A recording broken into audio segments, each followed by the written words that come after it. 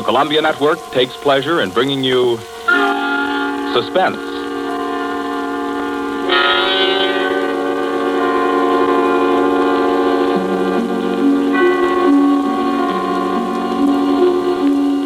Suspense, a new series of programs with one strict purpose in view, your entertainment. Each week at this time, CBS sets aside 30 minutes to excite you, to mystify you, and on occasion to horrify you with a catalog of the world's great thrillers, dramas from the stage and screen, from fiction and radio, dramas that bring you suspense. This, the second offering of a new series, is a unique one. Certainly, it is one of the very few pieces of suspense literature that somehow manages to tickle your funny bone while busily engaged in tingling your spine. Make no mistake, though, nobody's kidding. CBS presents its adaptation of John Collier's well-known short story, Wet Saturday.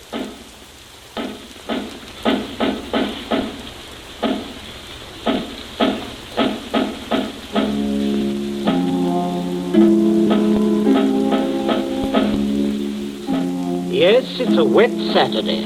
Never saw it rain harder. I'm Princey, Frederick Princey, just an ordinary family man. I have a son, a daughter, and a wife. I might be out golfing now if it hadn't been for the rain. I'm Mrs. Princey. I plan to drive over to the nurseries this afternoon for some arbutus. The boarders, you know, but... Oh, the whole lot of them make me sick. Yes, I'm George, son and heir. I had a date to go punting. Couldn't find the blasted punt in this weather, so I'm home too. I'm Millicent. I was going to play croquet. That's how I happened to have a mallet. Yes, that's the Princey family. We find them at home. Mrs. Princey, Millicent, George sprawled on a couch, Mr. Princey biting on a dry pipe. Their living room is dull and overstuffed. Rain beats at the windows.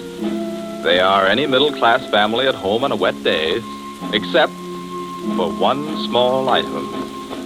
As you sit with them in the living room, you can see through the door to the sun porch a pair of men's feet, encased in black boots. They look like the feet of a curate. There's a tenseness in the room. The air is charged with excitement, but the feet are very still. Don't keep staring at them. Listen to me, all of you. Don't you see? They'd hang her. That's what they do. They'd hang her. Oh, Fred, it's too awful. Awful? It's catastrophic. A supposedly sweet, gentle, intelligent girl, respected, loved by the whole village, doing a thing like this. Think of the publicity, the disgrace. You think I'm going to resign from the bench, the vestry, sell out and live in some foggy hotel abroad? Oh, no. No, I'll kill myself. I will. Don't be a fool. Any more than you have been, the governor means. Be quiet. Wouldn't be so bad if it were you. Everybody in the village knows you're not responsible. George. Yes? Get off that couch. Sit up on your spine. You might be of a little use here if you could think. Listen, Governor, this isn't my funeral. Oh, shut up. As long as I can remember, George, you've been a trial and a tribulation to me. Oh, I can't stand it. You've got to stand it, my dear. And keep that hysterical note out of your voice. You hear? Yes.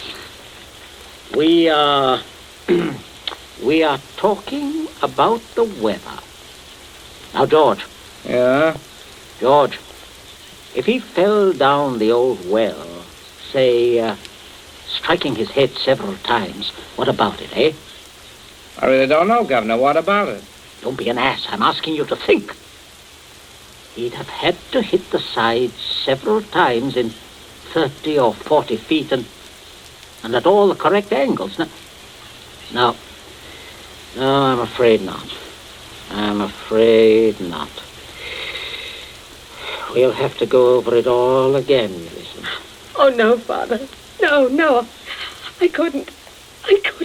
Millicent, we must go over it all again. Oh, Fred, you're torturing her. Oh, face facts, mater. With him lying there, there's no use pretending it's a picnic. They might hang you, Millicent. Oh, stop that shaking. Stop it here. You must stop it. Just keep your voice quiet. Millicent, we are talking of the weather. Now, we will proceed. I can't. Not with those boots there. Oh, should have thought of those boots, Millie.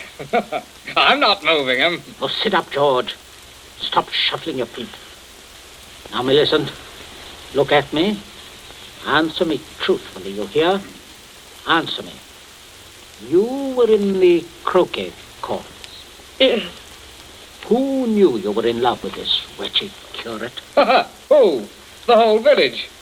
They've been sniggering about it at the pub for 3 years past. What a filthy mess. Millicent, we continue. You were on the croquet court. Yes. You were putting the croquet set into its box. Yes. It was starting to rain. I was carrying the balls and mallets into the sun porch. The box was there. You heard someone enter the garden gate and come across the yard. Yes. Could you see who it was? Oh, not at first. I was going into the sun porch. I threw down all the mallets but the red one and turned around. It was Withers. Yes. So you called him? Yes. Loudly? Did you call him loudly? Could anyone have heard? No, Father, I'm sure not. I didn't really call him. I just spoke his name. He saw me as I went to the door. He just waved his hand and came over. How can I find out from you whether there was anyone about? Whether he could have been seen? I'm sure not, Father. I'm quite sure. So, you both went into the sun porch. Yes. It was raining hard then. What did he say? He said, "Hello, Millie," and excuse his coming in the back way, but he set out to walk over to Lisbon. Yes? And he said, passing the park, he'd seen the house and suddenly thought of me. And he thought he'd just look in for a moment. He had something to tell me. Go on. He said he was so happy, he wanted me to share it. He'd heard from the bishop he was to have a vicarage. And it wasn't only that. It meant he could marry. Then he began to stutter and get all confused. And of course, I thought he meant me. Don't tell me what you thought. Tell me exactly what he said, nothing else. Well, oh, dear. Oh, stop crying. It's a luxury you can no longer afford. Tell me what happened. He said, no. He said it wasn't me. It's Ella Bragdon Davis. And he was sorry and all that. Then he went to go. And then? I went mad. He turned his back. I had the red mallet of the croquet set in my hand. I forgot to drop it in the box when he came. Did you shout or scream? I mean, as you hit him? No, I'm sure I didn't. Did he? Come on, speak up. No, Father. And then? I threw it down. I came straight in here. I went to look for Mother. That's all. My poor baby. No one. Leave the child alone, Fred. Not such a child, mater. Millie, I had no idea Keep you had... quiet. I'm thinking. You see, George, he probably told people he was going to Liston. Certainly no one knows he came here, for he didn't decide until he crossed the park. He might have been attacked in the woods. We must consider every detail. A curate with his head battered in. Don't, Father, don't. A curate, head battered in. Now, who would want to kill Withers? Kill Withers? Well, I would with pleasure. How do you do, Mrs. Princey? Captain Smollett. Oh, sit down, pray. Mustn't get up for me, Mrs. Princey. You either, Millicent. My word. Just being neighbourly on a bad day. I wanted to ask you about those dahlia bulbs, Princey. Took a shortcut on account of the rain and walked right in. Knew you wouldn't mind. Oh, he heard you, Father. My dear, we can all have our little jokes. Don't pretend to be shocked. This way, Smollett. This chair, facing the fireplace. Sit down, Mother. Just straightening the curtains to the sun porch, dear. It looks so gloomy out there. Might as well shut the rain out. Just talking about a little theoretical cure at killing, Smollett. You know, young people these days like thrillers. Parsonicide. Justifiable parsonicide. Have you heard about Ella Bragdon Davis? I shall be most properly laughed at. Why? Why should you be laughed at, Smollett? No, and a shot in that direction myself. She half said yes, too. Hadn't you heard? She told most people. Now it'll look as if I got turned down for a white rat in a dog collar. Oh, too bad. Oh, fortune of war. Yes, fortune of war. Odd how it happens, isn't it? Sit down, Smollett. Millicent, console Captain Smollett with your best light conversation. You too, Mother. George and I have something to look at outside. This rain, you know, but it's bad, very bad. Come, George. Righto, Governor. Maybe we'll need raincoats, what? Oh, I don't think so. Just make yourself at home, Smollett. Make yourself at home. A cigarette, Captain Smollett? Thank you, thank you. Nasty day to be going out. It's something about the old well, just off the sun porch door, you know. This terrible sodden weather seems to have loosened some of the stones. Oh, too bad. Dash too bad. Spoils the tennis and croquet, I mean, a day like this. Doesn't it, Millie? Doesn't it, Millie? Oh, yes, it does. She was practicing out on the croquet court earlier, but, do pull your chair nearer the fire, Captain. It was so damp, we thought it would be cozy to light it. Thank you, I'm quite comfortable. I hope you don't feel too bad about Ella Davis. Can't always win. Can't see, though, what you women see in these bloodless clerics. Oh, I always thought Mr. Withers is a very charming man. Quite agree, but why should anyone want to marry him?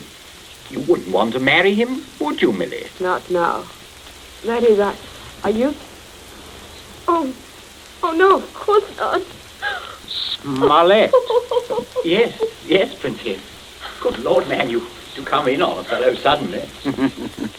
Guess I did. Oh, don't mind this old double-barrel shotgun. Been working on it. Smollett, may I have your attention for a minute? There's something on the sun porch I'd like to show you. Why, yes, of course. Smollett, George and I went out to see if we could shoot some rats which have been driven out of the old well by the high water. Afraid they might get into the house.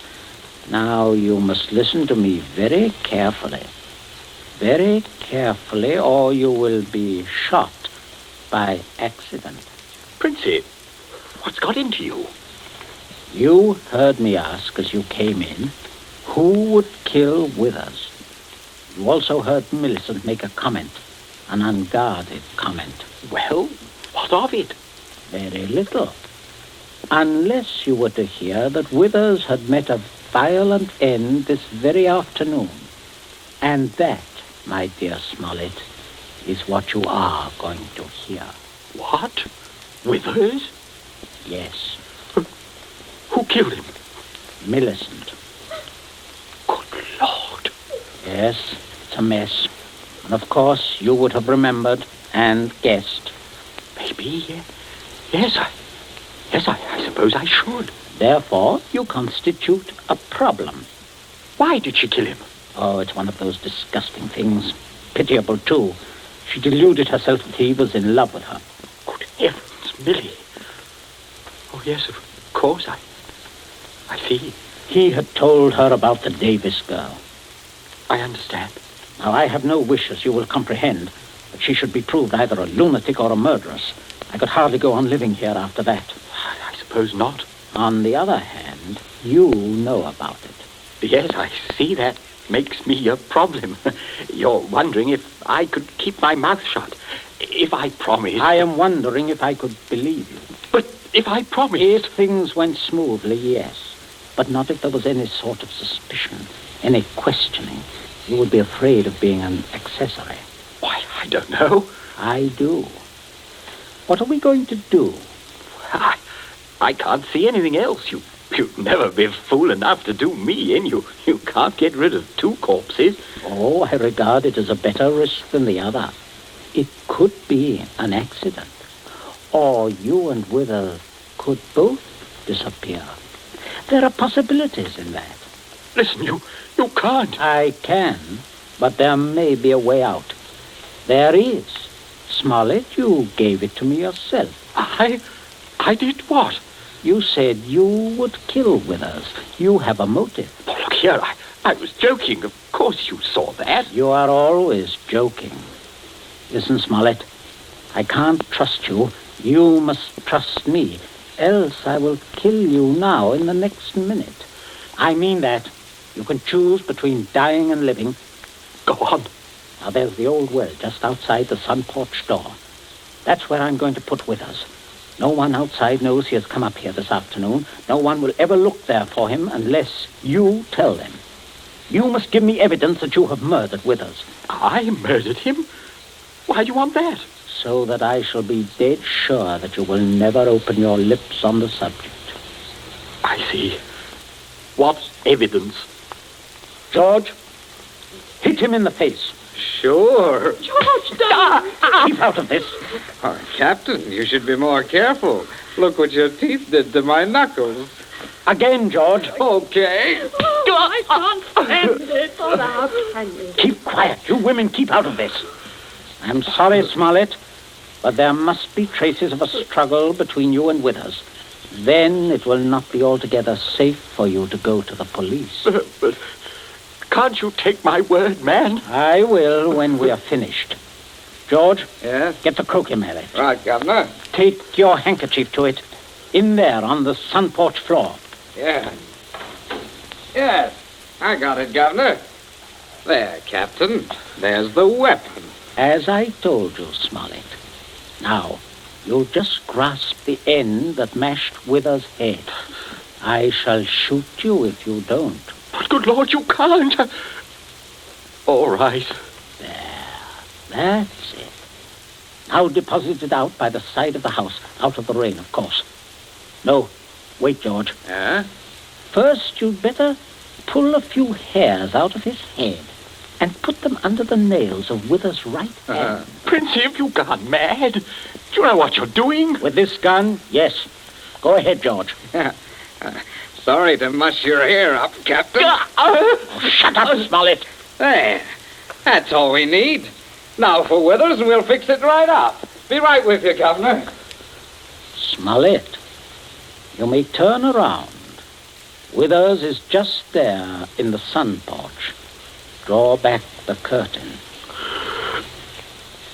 Good Lord, Princey. Yes, messy. But we'll get him fixed up. Now you, Smollett, you've just got to drag him through the door and dump him in the old well. Just beyond the door, Captain. I won't touch him. I won't. All right, stand aside. Out of range, George. Right. Only one place I want this bullet to go. Father. Oh, Father. Keep quiet. My aim's none too good. Wait a minute. That's I'll... better, Smollett. Much better. Go on now. In here. You'll have to take him outside. By the shoulders ought to do it, Captain. Keep quiet, George. Go on, Smollett. Go on. You've seen dead men before. Drag him. Drag him. I'll just hold the gun here to make sure that everything goes all right.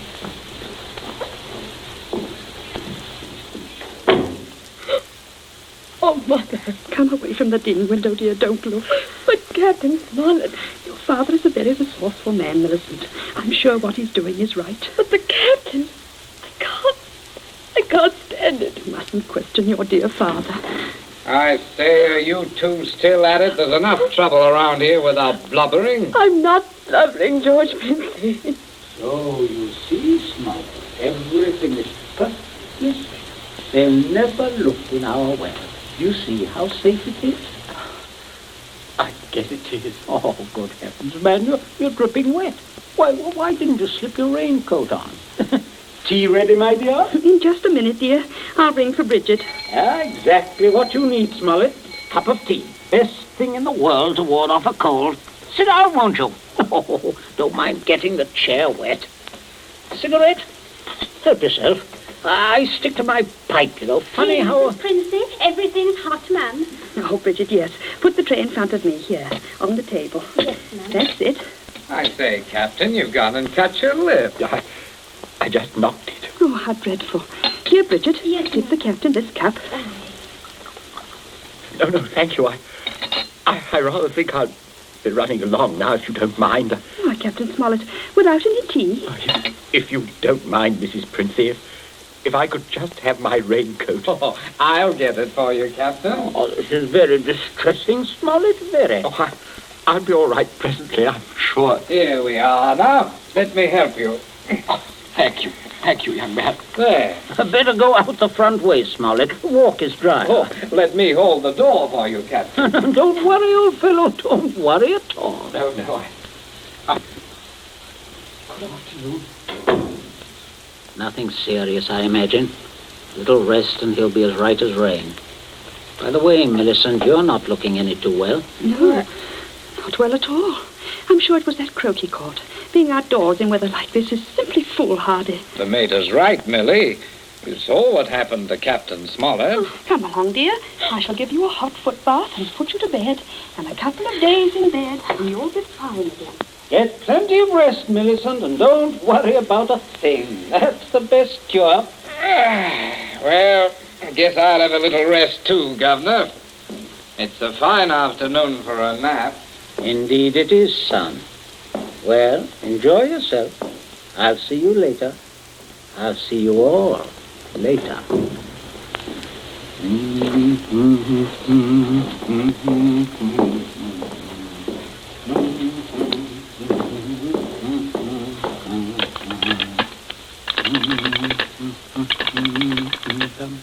Your number, please.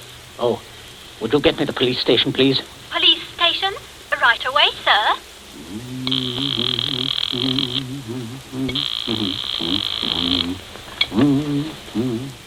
Police headquarters, Sergeant Yancey speaking. Oh, hello, Sergeant.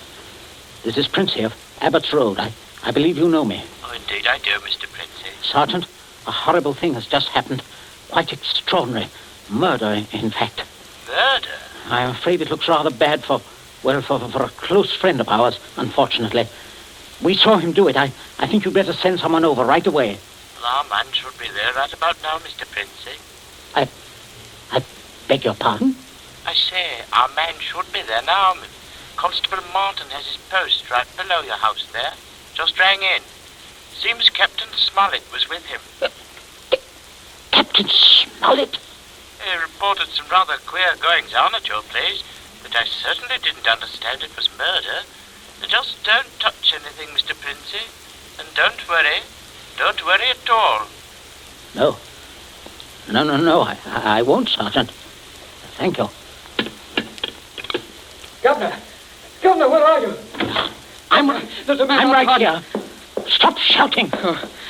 We have some visitors, Governor. Oh, yes. Yes, I can see that. Well, Constable, good afternoon. Good afternoon, Mr. Princey. And Smollett, I say what a remarkable fellow you are, coming back like this. Here to reenact the crime? Only the one against me, Princey. The one against the curate I'll leave to you people.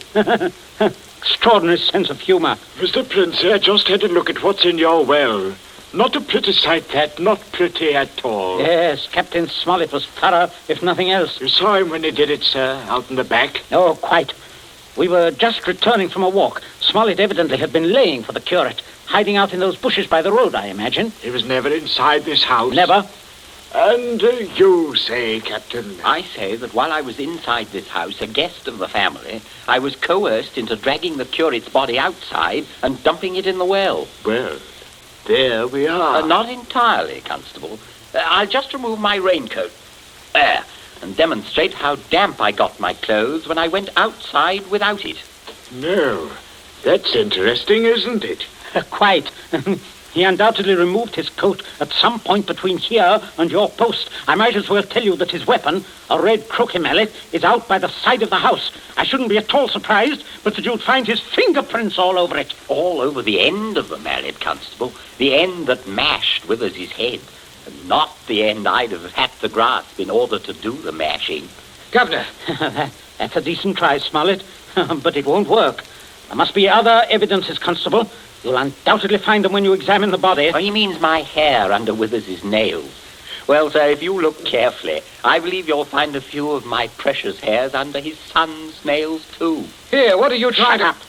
Constable, this is an utter waste of time. So far as the violent struggle between Smollett and Withers is concerned, Smollett's face speaks for itself. Quite eloquently, I believe. Oh, but no more eloquently than your son's knuckles. As you see, Constable, a fresh abrasion. He did that on my teeth. Or did he? What? I say, or did he? He might have done that on Withers' teeth. Oh, I see. I see what you mean. But I didn't. Governor, he said I... Oh, keep still, you nitwit. Let me think. As a matter of fact, George, the more I think of it, the more I'm convinced it was your voice I heard. Quite a vigorous quarrel. Something about the curate jilting your sister. Oh, don't be ridiculous, Smollett. Very well, Princey. If your son didn't do it, who did? That's what I'd like to know. How about it, Mr. Princey? Well, that is a sticker, all right. George, my boy, it looks like you're elected. Elected? What do you mean?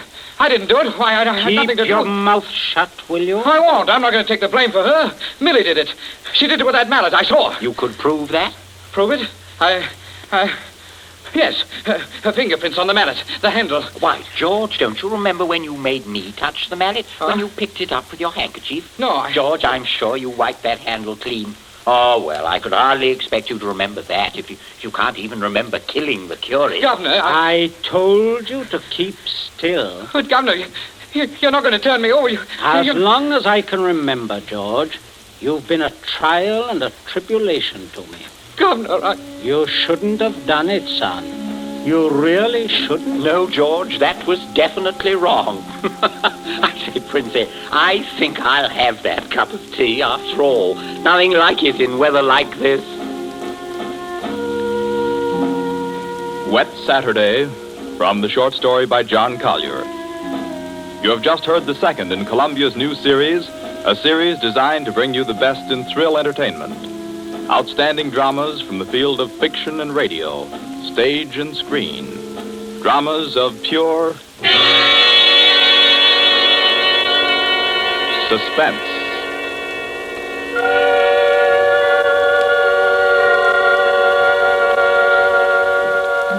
This Columbia feature is produced and directed by Charles Vanda, with script by Harold Medford and score by Bernard Herrmann.